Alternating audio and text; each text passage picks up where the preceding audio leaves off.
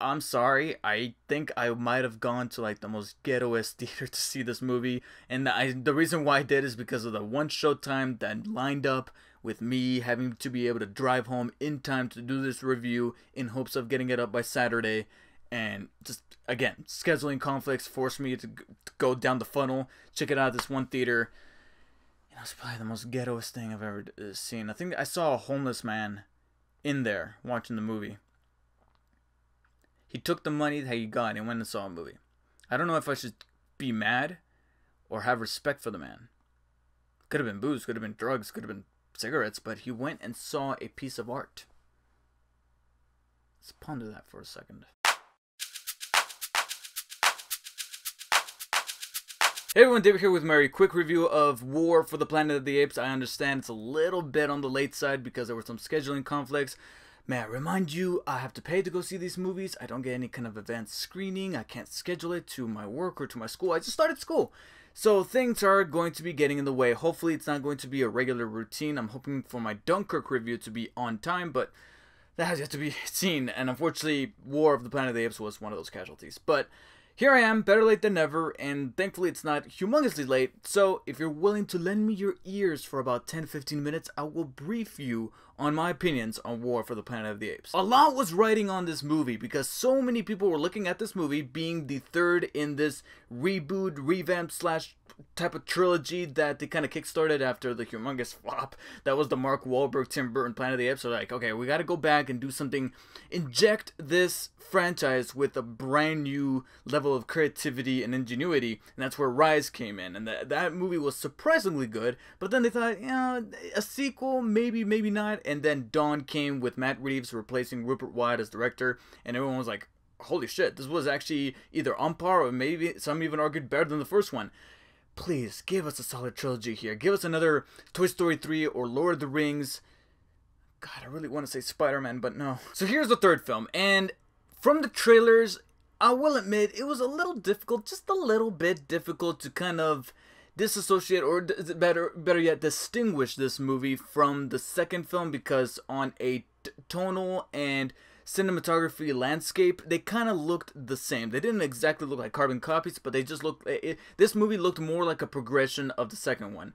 And in a way it kind of is, but at the same time, it also brings the whole story of Caesar and how he's involved with the uprising of the Planet of the Apes, and how exactly did we get the role reversal of apes becoming the superior beings, whereas humans were lowered to like caveman type of beings by the point that Charlton Heston rolled around in the original Planet of the Apes.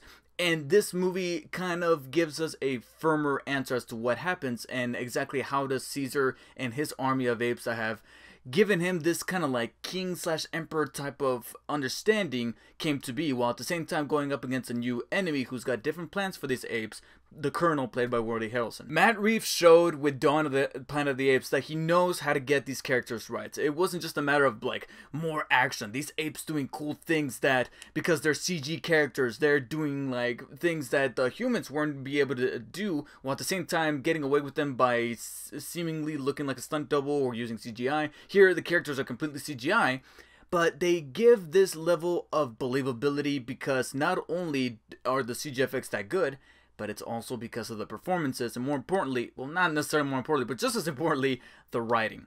And that's where Matt Reeves, the writers, the producers, and most especially the cast excel, because this movie is, I saw a post on Facebook, and they are completely right. I wish I could remember who was it that said this on Facebook, but somebody said that War of the Planet of the Apes, along with Logan this year, is almost like what The Dark Knight told us should have happened with big blockbuster or even superhero related movies that can be more than just mindless action movies, because this movie does have its fair share of action, but it's pulsing because you care about these apes, you care about Caesar, you care about the people that ride with him, from Maurice the orangutan to all these other characters that you remember almost all the way from Rise of the Planet of the Apes. They've been there since the very beginning, but they're apes. So what exactly makes you care about it? And it's because of the performances, it's because they got personality to the character. There is a soul behind these CG characters. So when sadly they start to kind of drop, I'm not going to say who exactly, but you start to deal with the concept of death with these characters. They're not necessarily untouchable, and that's what brings the the life into the story, but also the believability to it, because it is within this world that doesn't exactly play favorites. Like, oh, just because you like these characters doesn't mean that they're gonna walk out of this unscathed. No, and because you incorporate that, there's a level of tension and there's a level of this heart-churning feeling in your stomach whenever you put these characters in peril. And that's always clever writing, clever directing, and Matt Reeves, along with the performances, which you've heard already say many a times by so many people, and I'm just gonna echo it, Andy Serkis, very, very overdue for at least an Oscar nomination. And I know it's very difficult to do when the actor's portraying a CG character, but I mean, come on. At this point, it's a full performance. I think there should be some kind of rule book saying that, hey, this guy's not just doing voice work, it's his actual performance. Every time Caesar moves any part of his body, from his facial muscles and his eyes, to small little twitches of his eyes, to his composure and all that, that's all Andy Serkis. And he definitely deserves all the credit and all the praise that he's been receiving, not only for War of the Planet of the Apes, but this entire trilogy that he's been with since the very beginning, at least from all the way till Rise. And not to mind some of the other characters that played these personalities, like the orangutan, Maurice, and all these other characters, but also one of the bigger additions to the movie that is able to balance out the heavy tone. Because when I say that this movie's heavy, it is heavy. It gets dark to the point where it's, I think, the most brutal apes movie.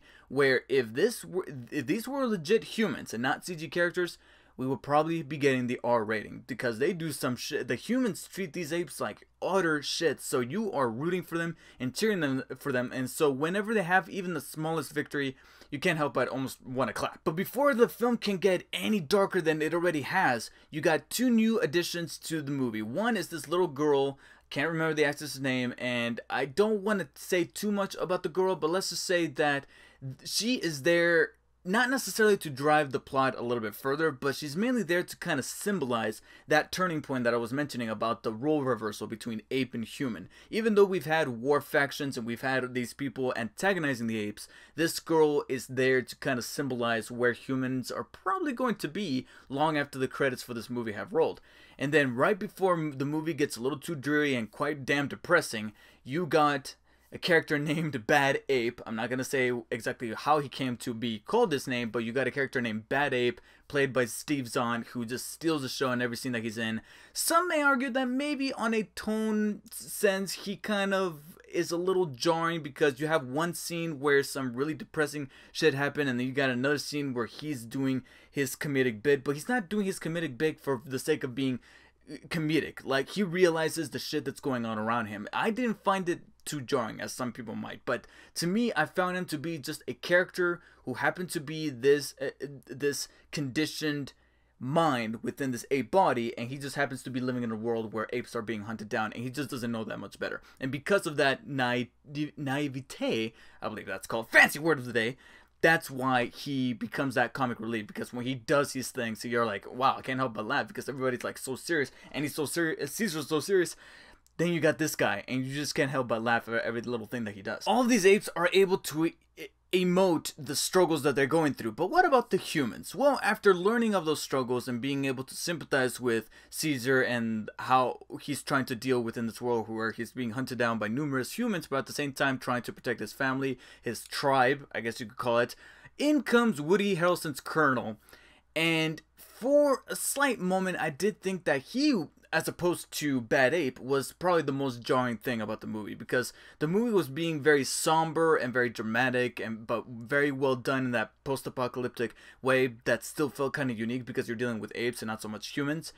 But then in comes Woody Harrelson as the Colonel, and for a slight moment he did feel like a superhero movie villain, but not in the most cliche form. Like, he still felt like a legitimate villain and an antagonizing figure, and he's even given a backstory that is sympathetic, but at the same time, it's just slightly textbook. Like, when he started describing it, I'm like, okay, there's a reasoning behind his madness, he believes that he's in the right, all the right checkmarks to being a villain, but nothing that's like turning things and making them come inside out to stand out and be creative. So I just thought, like, okay, he's okay, you gotta give these apes a villain, so he's gotta be it. But the more the movie progressed, the more I started to feel at home with this character. And when I say that, I don't mean that I'm siding with him, but I started to enjoy his facet of him and his army and how they approach this militant style of trying to take down the apes, to the point where there's certain revelations down the line where you're like, okay, there's kind of a reasoning for why this guy has an army that is not necessarily the biggest one. And that was a bit more logical, and that to me started to kind of cement in my mind that, okay, this is actually a little bit believable. It's a little unlucky that Caesar managed to come across this guy as opposed to any other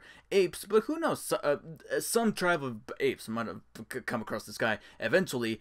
And the more it progressed, the more it started to unveil certain things, not only about his character and about that army, but also tracing back all the way to the fundamentals of Rise of the Planet of the Apes. But no matter how much I ended up loving this movie, much like with Spider-Man Homecoming, there are a couple of contrivances that I looked at and said, really? Like, there's a moment in the movie that I had to suspend my disbelief humongously for the sake of having a tender moment, and I was like, I'm trying to get with this tender moment, but at the same time, this will not be happening. And little nitpicks here and there, such as that. One involving the virus, that I was like, okay, I guess you could say that's where we're going now. But all in all, it all ended in a climactic battle that left me feeling exhausted. But I say that in the most complimentary sense, because I know that there's movies that leave me exhausted in a negative way, Transformers, and then this is one that left me exhausted in a positive way, where you just can't help but feel like, wow, you were right there within the war, and you saw these kind of like twists and turns with these characters that you fell in love with over the span of 3 movies, but also it did it in a way that is tonally just right with the way that this movie ends. And it's almost like the franchise is self-aware that it's time to move on to something completely different and new to keep this franchise alive. And I'm hoping that this is a way for Matt Reeves, Andy Serkis, and everybody involved to pass the torch on to somebody different to carry the Planet of the Apes franchise in hopefully a much awesomer way. As long as it's not Tim Burton. So with that, I'm going to be giving War for the Planet of the Apes a low 9 out of 10. I know everybody's praising it. I wish I could be one of those people that says, it was overhyped for the sake of going against the current. But I was able to forgive the movie theater experience that I was having with this movie, because the movie theater experience was almost ruined for me. So yeah, I've seen War for the Planet of the Apes. Please let me know in the comments below what you guys thought of the movie. Do you think it sucked? Do you think it was cool? Do you think it was awesome? Do you think it exceeded the hype or undermined the hype? And what are your theories and speculations for where the Planet of the Apes franchise could go, while at the same time keeping it clean from spoilers? Still on the fence as to whether or not I'm going to be doing a spoiler discussion, because there's enough to kind of chew at here that I'm like, you know what? If I'm feeling up for it, maybe I'll save it up for a Dark Spider David show edition. Maybe I'll input it there. Who knows? I have yet to ponder that. But while you think about what to say in the comments, make sure you support the video by hitting the like and share button, and also subscribe to support the channel by hitting the subscribe button down below. Also, keep in contact with me on Instagram and on Twitter at DarkSpiderDavid, and look forward to more reviews coming soon. Until next time, guys, take care.